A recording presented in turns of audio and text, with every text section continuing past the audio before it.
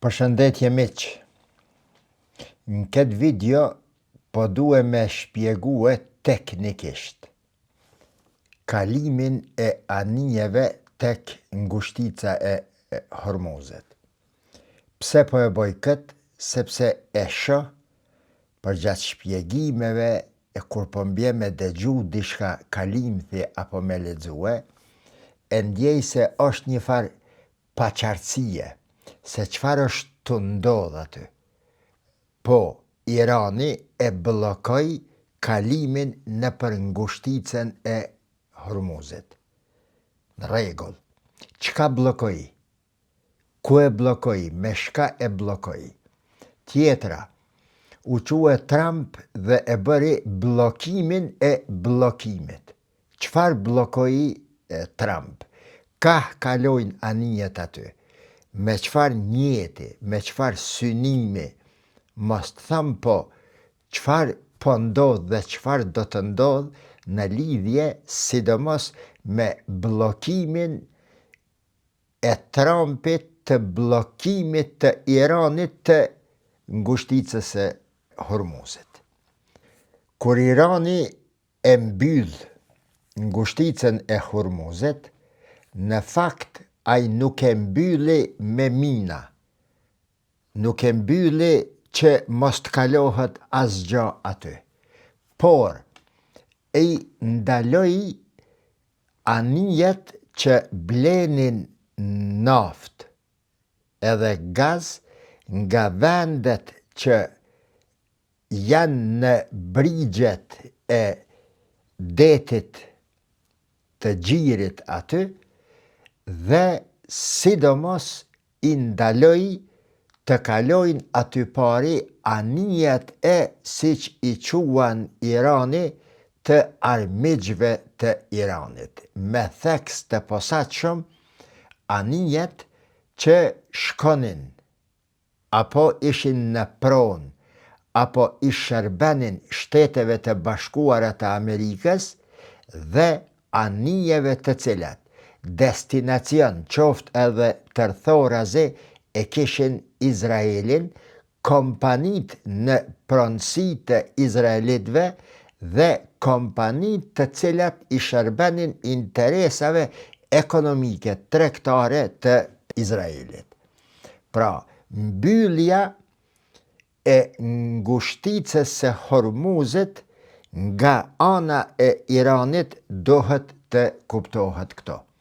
Kështu, ndalimi i anijeve që merrnin naftë nga vendet mbi ngushticë atje, Emiratet, Katari, përpjet atje, dhe që kalonin me destinacione të caktuara që ju thash. Si dhe anijet që vinin nga larg dhe binin mallra kalimthi tek vendet të cilat i shërbenin edhe tërthorazi Shteteve të Bashkuara të Amerikës dhe Izraelit. I shërbenin, mos them, po punonin për të mirën tregtare dhe ekonomike të Shteteve të Bashkuara të Amerikës dhe Izraelit. Mirë po, ai Irani nuk e mbylli ngushticën asisoj me mina e me të ngjashme që mos të kalojnë edhe anijet e veta, apo anijet e huaja që shkonin dhe blenin naftën dhe gazin e hekurin dhe mallrat iraniane. Pra, Teherani i lejon që tankeret e tij të naftës të kalojnë për të transportuar së paku 1.5 milion fuqi naftë apo barela naftë në ditë, dhe kjo është paraforsisht sasia e naftës të cilën Irani e shet për çdo ditë. Kështu, miq, Irani vendos një blokadë në ngushticën e Hormuzit përballë botës, ndërkohë që lejon dhe e mban të hapur ngushticën për importet dhe eksportet vetëm të veta. Thjesht e pronësoi ngushticën e Hormuzit. Është temë në vetim, do këtë përmenda edhe një ditë, temë në veti është me shpjegua një ditë filozofia e ngushticave, e rëndësia e ngushticave, po ja që nuk po arri dot ti mbarri të gjitha temat që janë në interes të shpjegohen dhe të dëgjohen nga ana e juve. Tash, po vite Trumpi. Sa I përket asaj që njoftoi presidenti Amerikan Donald Trump në lidhje me vendosjen e blokadës detare, e që une po e quaj blokad ndaj blokadës, si dhe jo vetëm të ngushtica e Hormuzit, por Trumpi I blokoi të gjitha rrugët dhe anijet të cilat shkojnë në të gjitha portet detare të Iranit dhe anijet të cilat marrin mallra, kanë marrë mallra paraprakisht dhe që janë nisur nga portet e ndryshme të Iranit.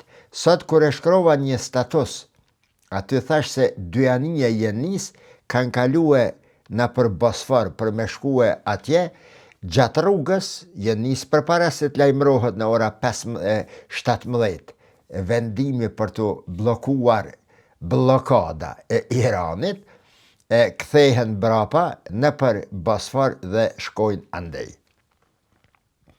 Kështu, miq, blokada e blokadës e privon Iranin nga përfitimi prej ngushticës dhe, me sa po shihet, do ta paralizoj të gjithë sektorin, apo do t'i paralizoj të gjitha eksportet iraniane të naftës, importet iraniane që I vijnë nga jashtë dhe do të blokoj të gjitha produktet e tjera të naftës dhe të ngjashme dhe kështu shpresohet synimi, targeti I Donald Trump është që ta ngulfat plotësisht ekonominë iraniane. Çfarë është kjo ekonomi që synohet të blokohet? Dëgjoni, ja?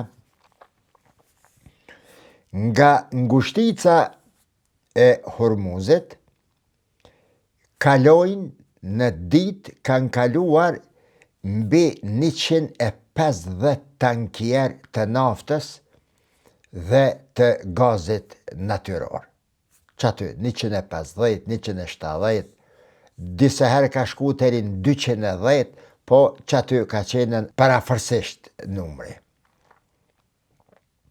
Çmimet e naftës, të cilat para blokimit, para luftës në fakt, kanë qenë midis 75 edhe $80 për fuqi, me fillimin e luftës e deri tani kanë arritur që aty $120-126 niveli ma I lartë që shkojke, po u silke rreth 100 dhe 120. Duke pas parasysh se Irani ka eksportuar afërsisht 1.5 milion fuqi në ditë, atëherë mund të llogaritet se Irani për çdo ditë ka fituar $60 milion nga shitja e naftës. Megjithatë, për shkak se Irani detyrohet me I shit Kinës, sidomos Kinës, 90% e eksporteve iraniane të naftës dhe produkteve të naftës kanë shkue për Kinën. Tash, për shkak të blokadës dhe për shkak të gjendjes së luftës, për shkak se Irani është detyrue me I lshue çmimet e naftës, e këto ka përfitu e Kina më së shumti, për çdo ditë në vend të 60 milionëve Iranit i kanë ardhur që aty 52 milion dollar, sepse është detyrue me shiten ma let. Mirë po, kjo është fitimi vetëm nga nafta. Irani ka shit edhe produkte të tjera, hekur, qelik, ka shit gaz, ka shit produkte bujqësore, ka shit tepija, ato tepijat persiane, i dini me shumë ngjyra, me shumë, sikur kineze, diçka kështu, në dizajne, shumë të shtrejta, dhe produkte të tjera. Tash, $100 një fuqi e naftës, $150 milion në ditë, pi bje $4.5 miliard në muaj. 10 muaj, $45 miliard. 12 muaj, që aty, 52-55 miliard dollar. Kjo është sasia minimale që do të dobësohet apo dëmtohet ekonomia iraniane për shkak të blokadës së blokadës. Nëse qëti $4.5 miliard në muaj, jashtojmë edhe 2 fishin nga përfitimet e gazit, po i bje që aty 4.5 edhe 9, 13, ofër $14 miliard fitime në muaj. Shto kësaj edhe produktet e tjera si të qelikut dhe të ngjashme, i bje, sipas llogarive të ekonomistëve, $22-23 miliard shitje. Herë 10, 220, 230, $250 miliard Irani ka bo shitje. Shumicën e qetyre i ka pas me vendet aziatike e sidomos me Kinën. A ju kujtohet një video e imja kur pa ta thonë se me letra Irani ka bilans tregtar, jo bilans tregtar, po eksport drejt Kinës që aty $11-13 miliard, që është 4 herë më pak se tregtia e Kinës me vendet arabe të gjirit. Andaj, pa ta thonën, Kina e ruan shumë edhe pozicionin dhe raportin e vetë me vendet arabe të gjirit të cilat i bombardonte Irani.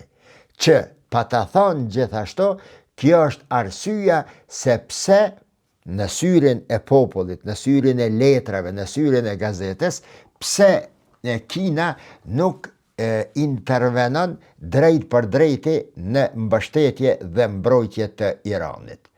Për me letra, që shto shpjegohet dhe që shto është. Mirë po, pa letra, po del se Irani me Kinën ka pas transakcione tregtare afër $200 miliard. Vetëm me Kinën dhe afër $240 miliard me vendet e tjera të Azis. Tash, kjo blokada e blokadës, çfarë do të bëhet? Çfarë janë pasojat tash?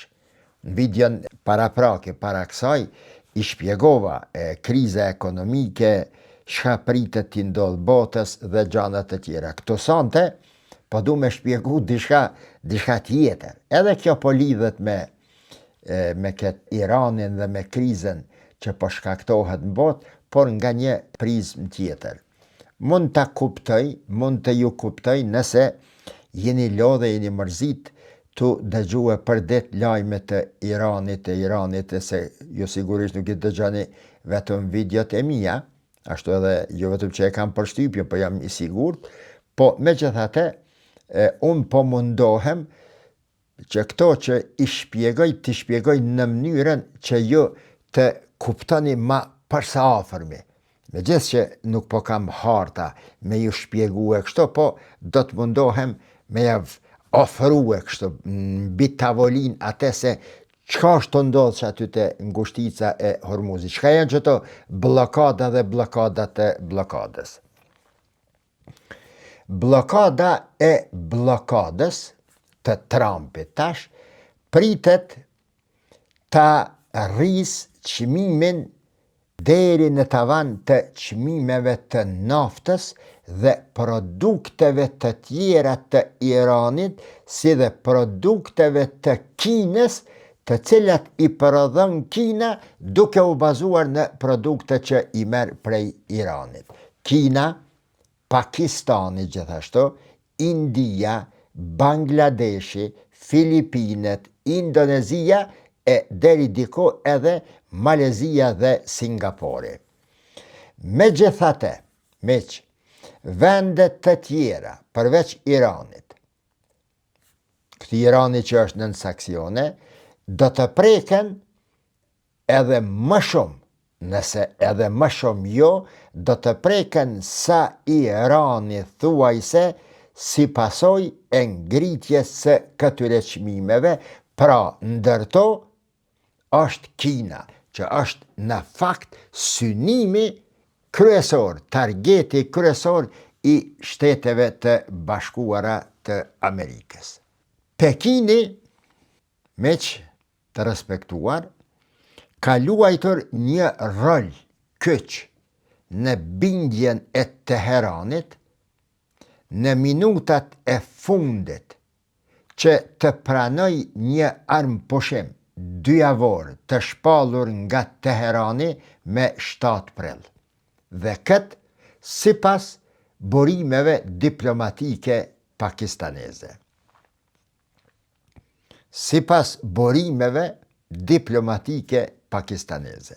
Pse po e nënvizoj, ose pse po e fus Pakistanin këto? Sot, ambasadori kinez në Katar e ka botuar një artikull në El Jazeera. Edhe flet për qëndrimin e Kinës në raport me Iranin, në raport me vendet arabe aty dhe të gjendjes së përgjithshme në gjirin persik aty. Shtetet arabe të gjirit, Irani. Dhe është shumë e çuditshme, më ranë sy, se kur fliste për shtetin e vetë, se ne synim e kimi këtë e kimi bo, këtë do të bojmë, këtë e kështu një 7-8 gjana i kish shpjegue në artikull aty, mos thom në çdo fjali, por në çdo paragraf nuk fliste vetëm në emën, në veten e parë, po fliste në shumës. Ne dhe Pakistani, ne dhe Pakistani, ne dhe Pakistani. Që i bje se Pakistani, si që ceka në një video para 2 ditë më duket, falë rrethanave, historikut, në kufi me Iranin, falë raporteve të saj të ngushta me Kinën për inatit të Indis, falë lidhjes ekonomike të fuqis punëtore me vendet arabe të gjirit, në Dubaje, Katare, Arabi Saudite, Kuvajte, Abu Dhabi në ato vende, Omane, ka qkojsh ke Pakistanes. Ma mërmenja se mbi 70% e të huajve që janë në miliona, 70% e të huajve, shifër prej meje, bazuar në ato që i kam pa dhe që janë ende sot, të huajve që punojnë në Emiratet e Bashkuara Arabe janë Pakistanes. Ka qkojsh Pakistanes. Edhe indian ka shumë, po Pakistanes. Dhe Pakistanes të cilët punojnë në Iran, në Emiratet e Bashkuara Arabe dhe në vendet e tjera, kryesisht janë fuqi krahu. Njerëz punëtor të thjesht.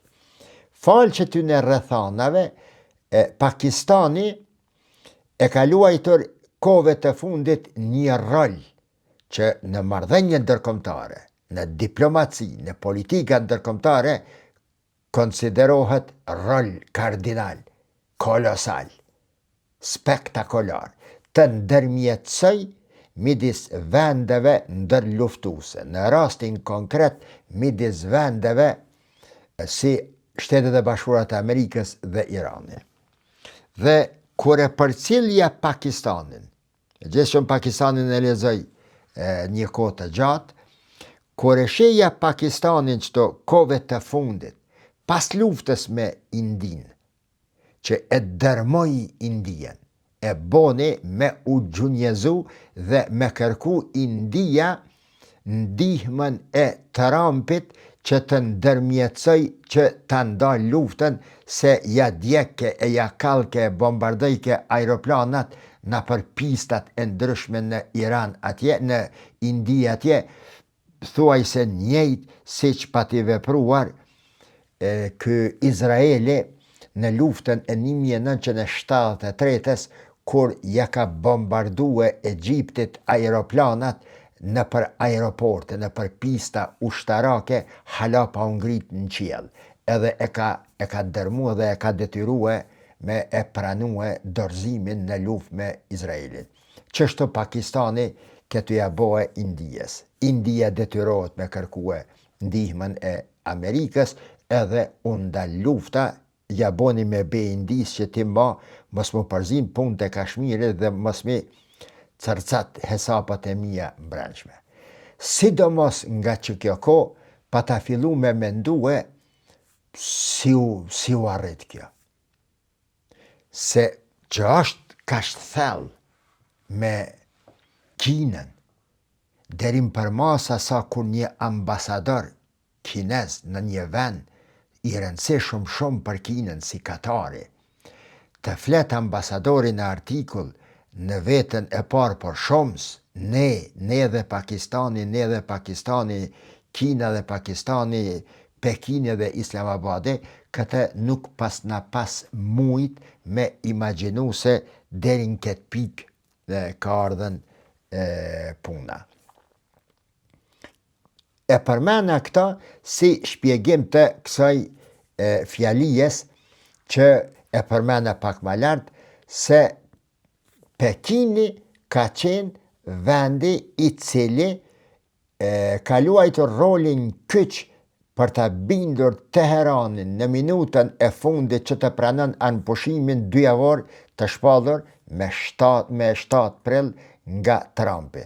Dhe kjo del në shesh nga burimet diplomatike pakistaneze. Çka është interesante, tjetra, a dini kur u përfol para do kohë se Trumpi po do me marrë çmimin Nobel për paqë? Ju kujtohet? Ai i cili e pati propozu, se dikush do të me propozue, rregulli është ashtu, çmimin Nobel. Ai i cili e pati propozue Trumpin, për Trumpin, me ja dhënë çmimin Nobel është pikërisht kryeministri i Pakistanit.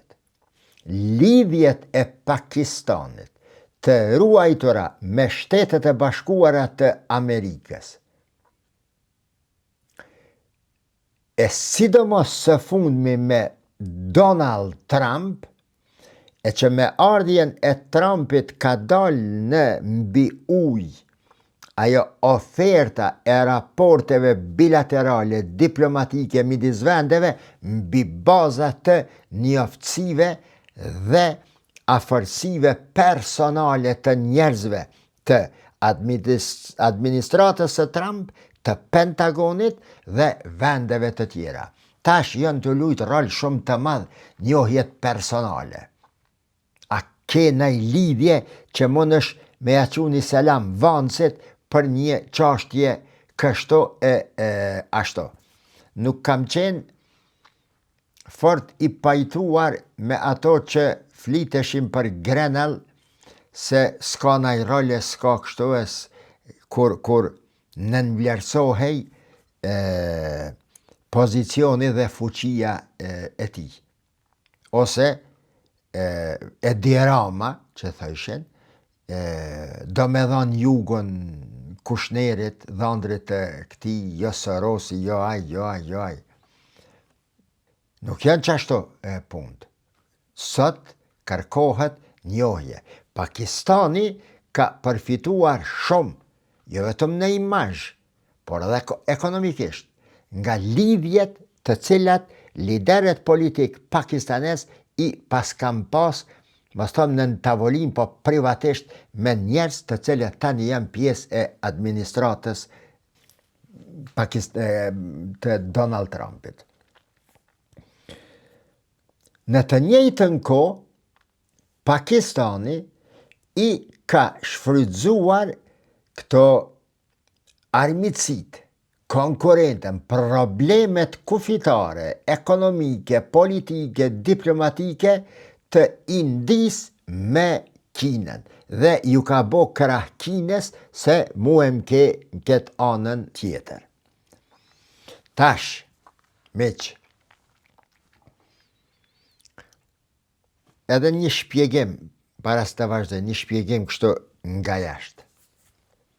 Dhe në të njëjtën kohë le të mbetet këshill për ata të cilët dëshirojnë me e marrë. Shpjegimet kur i bëni, nëse ka brum, nëse ka bagazh, nëse ka, mundohuni që t'i jepni një farë formatit të një bisede të shtruar, jo të fokusuar vetëm në boshtin e temës, sepse bëhet tepër retorike, spekulative bëhet, dhe bëhet e rënd për me e kuptue. Por, letësën e pak. Duke fut informacione edhe nga jashtë, për ta plotësuar qatë mozaik të cilën e përmendi une vazhdimisht. Mozaikun, tablon e një teme, e një çështje, e një problemi, e një personaliteti, që ajo të del sa ma e kuptueshme, ma e kapshme nga të gjitha anët për të kuptuar. Sepse mendja, truni i njeriut, është më i aftë që nga shumë pozicione kur dëgjon ti mbaj mendje 3-4 për të shku të thelbi i temës, se sa e ka të letë që të fokusohet vetëm në një vijë drejt vizore, një kashe. Është më e vështirë, ajo i bjet sikur me mësue poezien ose me mësu formula logjike, në logjik, apo formula matematikore, 1 dhe 1 bojnë 2, tabela shumëzimit. Maron i kap truni këto.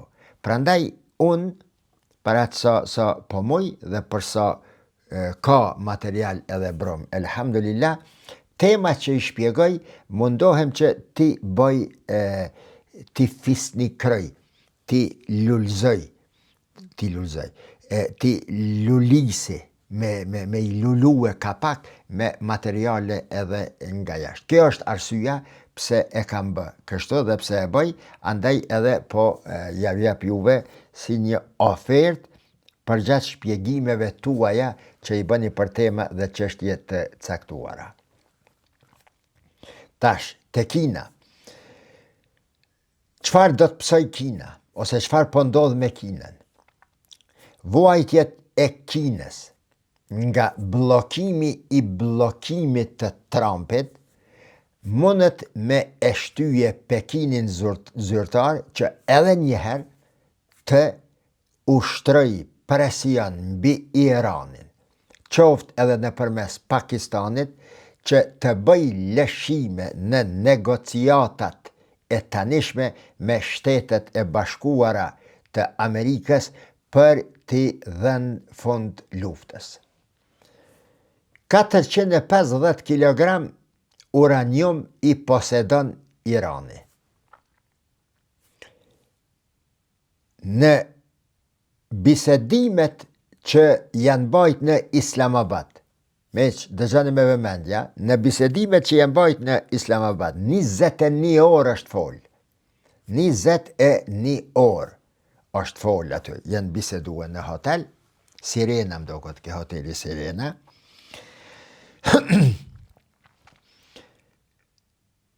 Irani lëshon pe dhe thot se po i mbaj vetëm 60% të sasisë se 450. Amerikanët e kundërshtojnë plotësisht. Unë besoj bindshëm se që ky 60% që është përmen aty ka qenë propozim kinez nëpërmes Pakistanit për t'i thonë Iranit lësho pe pak. Për shka Amerikanët ngritën shumë të revoltuar, ngritën nga tavolina e bisedimeve, jo drejt për drejt, kështu po, me ndërmjetësimin e pakistanezve, për shkak se e dishin se që këtë 60% që i 450 kg uraniumit mund t'i prodhoj deri në midis 14 dhe 15 armë ose bomba bërthamore. Andaj refuzojnë. Në të njëjtën kohë, me rekomandimet e Trumpit, delegacioni Amerikan shkon në Islamabad me vendime shumë të prera. Trumpi ju thët, ose krejt kam mi marën, ose asgja. Me fol po, bëni pazare, por ose krejt, ose asgja. Bile e thët tekstualisht Trumpi se as 90% e as 95% nga jeshka e kërkoj nuk e pranoj. Vetëm 100%. Dhe Irani, nëse jo sot, nesër ka me u detyrue me i pranuar kushtet dhe kërkesat e mia. Unë dua ta fitoj dhe ta marr ato që e kam targetuar në Iran. Kjo është deklarat tekstuale e presidentit Amerikan Donald Trump. Kur shihet se puna kështu ka hyj aty, delegacioni iranian edhe ata thonë se ne tani e tutje në këto bisedime dhe në të ardhmen jo 60%, por jo 40% me i dhanën, por as 1% nuk kena me hjekën nga ato të cilat ne e ofruam si ofertë. Dhe sot kam bramja qatë here, në atë kohë nuk e di se është koha në SBA, Trump edhe prap një deklarat në Social Truth aty, shkroi se Irani nuk do të ketë dhe nuk do të lejohet kur të posedoj armën bërthamore. Po kthen atë ngushtica, prap. Kur Irani e blokon transportin detar, të që kjo ngushtice Hormuzit, shka boni ai?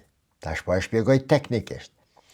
Ai, përveç të tjerave, e ndryshoj ose i ndryshoj rrugët e anijeve që lejoheshin të kalonin, por i lejoj në atë mënyrë që të jenë sa më afër brigjeve të Iranit në mënyrë që Iranit t'i kontrollon ma let ato se çfarë posedojnë. Dhe për ku po shkojnë dhe në përmes atyne metodave të navigimit i njohin, sikur kerre që i njohin policia shka ka te ka, se mos vallë këto produkte që janë aty, nafta e gazi, ajo, po shkojnë në destinacion, si që quan Irani, armiqve të Iranit, SBA-ja dhe Izraeli. Ndryshimi i rrugëve që e bën Irani nuk është një ndryshim në atë kuptimin tradicional, por hedhe mina të ngushtica aty dhe pastaj i detyroi anijet që të kalojnë midis dy ishujve, Keshm dhe Larak, që janë shumë afër kufinit tokës iraniane dhe të futën në një farë bregu aty minxit të kalojnë. Këtë e bën në vend të korsive të zakonshme që kanë qenë ndërkombëtare të transportit detar që kanë kaluar tek ishujt e Bomusa dhe tumba e vogël dhe tumba e madhe. Një shpjegim shtesë, kur kam qenë në Dubai në vitet 2000-2010, atë botë veç ka s'ka pas pëlsit lufta midis Iranit dhe Emirateve të Bashkuara Arabe. Irani i konfiskoj 3 qëta ishuj e Bomusa, ishulli tumba al-Kubra, tumba Sugra në gjuhën arabe, tumba e vogël dhe tumba e madhe. Atëhere thësha, po shka i dohën për këta ishuj, ose shkapi dohën Emirateve, me bo kaq shumë poter, doj me hin luft, e mëna i prish rahatia në aty, për të rejshë pak be po ka tokë Emiratet, pak po ka uje ishuj Irani. Punat e uakonën edhe ma thellë se që kemi mujt atëherë si njerëz të rëndëmt me i kuptue këto. Qatyhit pas kanë kalue anijet dhe qaty e ka marrë një farë tatime, një farë tarife Irani. Kur e bën qëtë rrugën të Keshmi edhe të Laraki, Keshm edhe Larak, aty tani i detyron anijet, njere dol fjala se janë $1 milion për anije, tani 1.200.000, tani dol fjala 2 milion për një anije, që e logariti Irani edhe një midis 40 deri $50 miliard mi hyje në buxhet, në kulet, në xhep, vetëm nga tarifet të cilat po i merr nga anijet aty. Trump, Amerika aspidi këto puna, duke i dit këto sene, plus shtes, ujra shkun të nëzeje, të vlue edhe ma shumë dhe erdhi puna tani të blokada e blokadës. Me një fjalë, Irani krijon një sistem të ri të rrugëve si zyrtarisht, edhe nëse nuk e shpall zyrtarisht. Çka i bje kjo? E merr në dorë situatën në ngushticën e Hormuzit. E që, për interesat amerikane, e të Izraelit, e të botës, kjo është, mos thëmë, tragjedi. Le përfitimet enorme të Iranit nga qëto tarifa, nga kontroli aty, por po e bën zot të asaj pjese. Gjithë që ajo konsiderohet si rrugë ndërkombëtare, e askujt. Ti mund është mirë nuk do tarifa për shërbime aty, për kontrol, për diçka normale, sikur të Bosforia, Dardanelet, të Panamaja, atje të Babul Manda, Bandeje dhe do gryka të tjera. Por Turqia ka pas probleme dhe s'ka guxue veshin me livrit për 100 vjetë si pas marrëveshjes së Lozanës për ngushticën e Bosforit dhe Dardaneleve. Për këtë arsye Teherani, Erdoani është e bo atë kanalin e Stambolit. Kanal i cili në $10 miliarda do t'i sjell përfitime Turqisë.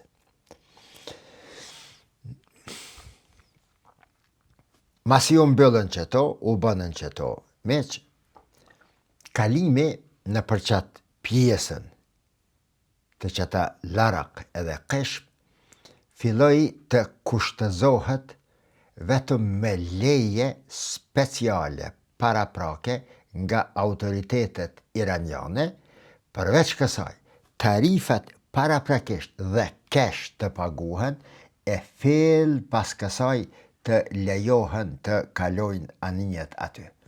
Do me thonë, një $50 miliard plus një i zoti i asaj toke dhe një, mos thëmë, mini Trump, që po do të Grenlanda, të Panamaja, të Meksiko atje në lindjet mesme, Irani me u bohe për aty. Irani lejoj në mënyrë selektive kalimin e anijeve, herher edhe ato, miqësore dhe neutrale, me kushtet të caktuara, por vetëm në këmbim të tarifave të tranzitit.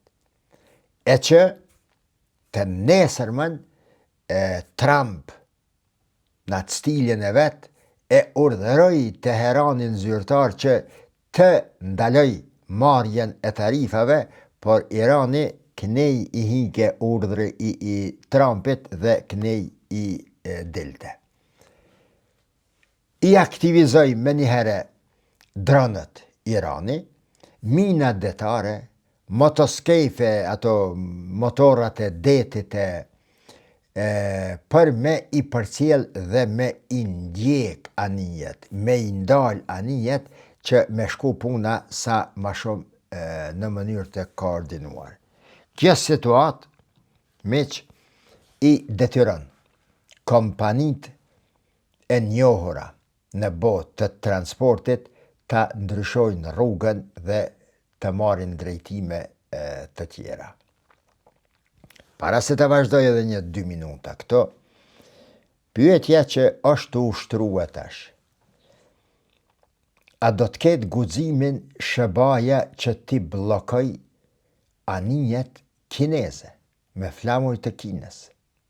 Tjetra, a do të ketë guximin e mjaftueshëm Kina të dërgoj anijet të veta në një kohë kur mund të pritet që Amerika t'i bllokoj? A e kanë lënë mend Kinën në një kohë kur i ka sigurue këto ditë 1.3 trilion? 1 trilion e 300 miliard barela naft i ka sigurue. Sa krejt bota. Në një kohë kur Kina është të fitue me thas, me kaci, në kohën kur SBA-ja, Evropa dhe pjesë të tjera të botës janë të humbën me vakon. Po i bëj pyetjet dhe në të njëjtën kohë, si vazhdimsi e pyetjes, po du me ju bo me dije se, me kuptu edhe jo se, a është e marrë qatë shumë Kina, Pekini zyrtar që të futet në një qorsokak që mund t'ja prish rahatien dhe përfitimet e gjithanshme që janë të e bo. Me që për shkak se më keni pyet shumë, edhe privatisht, edhe në për komente, edhe atë natë në live, që live-in e ardhshëm do t'a bëj të ejten, e pas të ejtës me izën e Zotit, pastaj rregullisht do t'a caktoj një kohë, si pas kërkesave tuaja, dhe do të vazhdojmë. Duke kërkuar tani, me që më kujtue, që ta bëni, të abonoheni në këtë kanal, ta bëni subscribe kanalin, ta shpërndani, ti thuni edhe të tjerve, dhe ti shpërndani videot. Me një kusht, ta pranoni këtë kërkesë timen, këtë lutje timen, vetëm nëse ju pëlqejnë videot. Nëse besoni se nga këto video mësojnë edhe të tjeret, nëse jo jeni të mësuar diçka të dobishme aty. Për ndryshe, edhe për shkak se ju tham, edhe nëse ekziston respekti midis neve, valla na tha profa, na tha hoxha Mustafa Bajrami, që po e bojmë, mos e bëni. Videot që kanë të bëjnë me njohje, me dituri, me shkencë, me feme, dhe më thonë, dituria,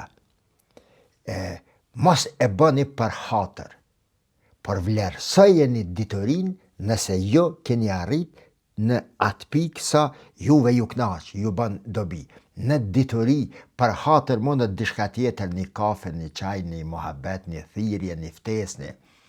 Në dituri, jepeni hakun. Vlerësojeni diturin. Mos lëshani pen në dituri. Mësuesi, profesori, mos ta fal notën për hatër të këtij. mos dal për temës. Dituria është cilësi e Allahut të madhreshëm. Nuk guxon të preket në shejtnin e diturisë. Pra, kthyer në ftesën time, në lutjen time, që ti shpërndani videot vetëm nëse ju pëlqejnë.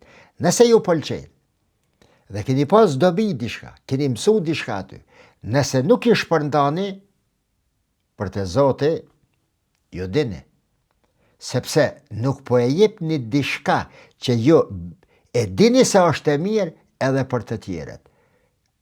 Kurani thët shpërndajeni, jepeni atë shka e ki, që i thomi një zeqat. Zeqati nuk është vish me pare. Zeqati është edhe me shpërndarje të diturisë.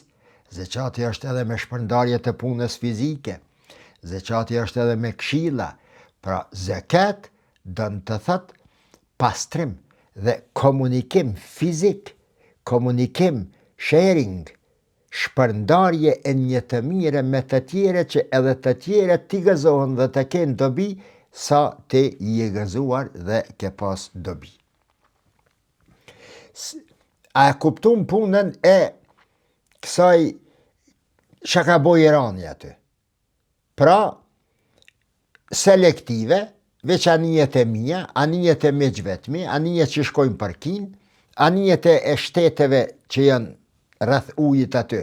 Jo se i kanë lëshu bazat amerikane aty, jenë qua aeroplanet e dronët e raketat amerikane për aty të kanë sulmu Iranin, pra anijet e toa nuk guxojnë këto, e as anijet e tjera që vinë me ble mallin tuj, jo po ta blokoj, e që pastaj lind ideja që të bëhet një tubacion në për Arabin Saudite e kneje për me dal ka Turqia në Evropë atje, por që është një mallkim shpenzime të hatashme, e Trump sot edha një propozim që nafta e Emirateve, Katarit, shka jenë gjituna aty me këtë anën tjetër perëndimore me Arabin Saudite, disi të gjindet modusi dhe të kalojnë të barten me cisterna, ku e dit, se s'funksionon fort treni atje, me cisterna dyqysh e me pruk nej ka deti i kuq, edhe me e qua ka kanali i Suezit. Por me një herë, u zbulue roli i qati kanalit. Këshërebe qysh po lidhen senet. Tani po më thoni, mos mi përmend kalumet. Jo, pi përmeni, vallahi. Ajo këtojt kanali Ben Gurionit, që thësha ka me kalu në për Gaza. Trumpi po do tash me bo punën qashto që atë pjesën atje të Hormuzi me qitë prej lojes, bile me mujt me qitën edhe kënej të deti i kuq, kanalin e Suezit dhe me bo sa ma shpejt kanalin e Ben Gurionit që qaj kanal në për Izrael me qenë arteria kryesore e botës.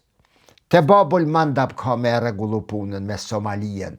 A i kini pa të flirtimet e Izraelit me Somalilandin e njofti atë pavarësin nga Somalia e sene që me siguru edhe në tonë ka Afrika, në brigjet e Afrikës, edhe ka Jemeni i knej që atë grykën e Babul Mandab, dhe këto është edhe arsyja një prej kryesoreve e armitsis turko-izraelite. Mos armitsi po, sepse Iranin nuk po mundet me e bajt Turqien duke u fuqizue edhe duke u bo si kur i zoti i Somalijes. Një afërsi edhe me madhe se me Azerbejxanin dhe me këtë Libien. Sepse e di Turqia, për para në kone perandëris Osmane u kone aty, të ishujt e të vendet e Sudanit aty, Turkia ka pas, Osmanlia ka pas në dorë, bile ka maru porte Osmanlia aty, po do me u këthyje dhe tash a Izraelia a Turqia. Lufta për grykat është, thash një dit, lufta për ujin, për minerale të ralla, edhe lufta për ngushticat është lufta e shekullit 21. Lufta për energji. Për shka për energji? Pse ka shumë? Për shkak se në krejt botën është zhvillu industria, kanë hinë ngara shtetet, sikur Arabt, në gara mi që ndërtesat për pjetë, a 104, a 150, Borgj Khalife, Borgj Knej, Borgj Riyad, Borgj atje, o zot, jep ku s'ka, o zot, nimoj aty në njerëzve, nimoj. Bota po lufton për me shti në dorë energji, po lufton për energji garë në industri, cili po prodhon makina ma shumë, cili po prodhon kerra ma shumë, cili po prodhon aty ku dohet energjia, dhe për shkak se ka garë në industri të zhvilluar gjithandej, është ngrit niveli i rëndësisë së energjisë që vje prej gazit, e prej naftës, e prej kalamazit dhe seneve të tjera. Nejse, veç. Situata e mbylljes së Hormuzit, e blokimit të Hormuzit, që kjo 40 dit, e tani edhe blokimi i blokimit nga Trumpi, sidomos, ka detyruar shumë kompani transporti që të ndryshojnë rrugën e tyre dhe të kthehen rrugës së Magellanit, e Kristofor Kolombos, ati portugezit që ka pas bo masakra dhe gjenocid tek muslimanët e Marokos, Vasco da Gama, kur ka kalu aty o nalë në brigjet e Marokos dhe ka djeg fshatra të tëra me njerëz aty, Vasco da Gama. Anije tash kompanit po detyrohen me kalu ka kepi i shpresës së mirë që është në Afrikën jugore, Cape of Good Hope. Që kjo kepi i shpresës së mirë e kam përmend 2 herë së paku në ligjeratat, videot e kaluara, është shumë ma i gjata i rrugë, mos jil për Afrikës, zati hapja e kanalit të Suezit e ka letësu, e ka shkurtu për mira kilometra rrugtimin e anijeve, se për para kanë shkuna për detin me 10 Qibaltari atje, për rrëth Marokos të poshtë, Somalia, Togo e andej poshtë, në Afrika jugët e jenë silë kështu, Madagaskari e Oqeani Indian e ka shku në Indi me marën, qka? Me marën kësi erza, spices.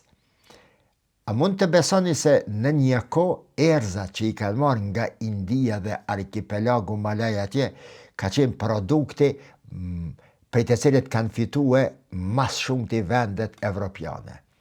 Spanja, Portugalia, Holanda, dhe më thonë, ekonomit e tyre, fuqit e tyre ekonomike, ushtarake, ndikuse, diplomatike, kanë lëvizen në bas të fuqisë të tyre, në bas të sasisë, sa kanë marë erza për atjet. Pra, erzat në atë kohë, po flasë për 1500, 1600, 1700, erzat në atë kohë kanë qenë sikur mineralet e ralla tani. Edhe janë përdorë për mjekësi, për barna, por edhe për ushqime. Kur janë zbulu erzat indiane në Evropë, kanë ardhen, anë indi që me mija vjetë janë, në atë pjesë që thojtë zbulimi. Qush për zbulimi i Amerikës, qush thuhet, është zbulu Amerika, discover. Kur popojt në Amerikën Latine, me mija vjetë jenë kohë për para se që kanë Kristofor Kolombo e Ameriko Vespucci. A zbulue Amerika veriore. Po ata endogjen që kanë qenë atje, zbulim shka? Zbulim për ty, vlavjem, se nuk është ai zbulim që konën i djerin, e ti pa e zbulon dishka.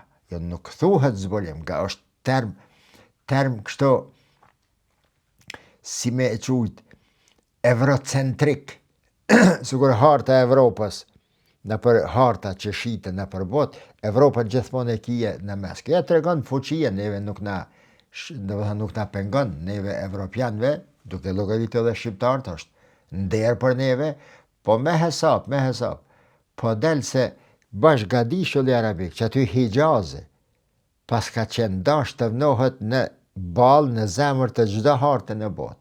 Se krejt bota që aty të ugasilen, unë e kum dit, po, të kokasile, kejt interesat e perandërite e tash e kupton edhe jo nga shpjegimet të cilat jam të i bohe për çdo vite.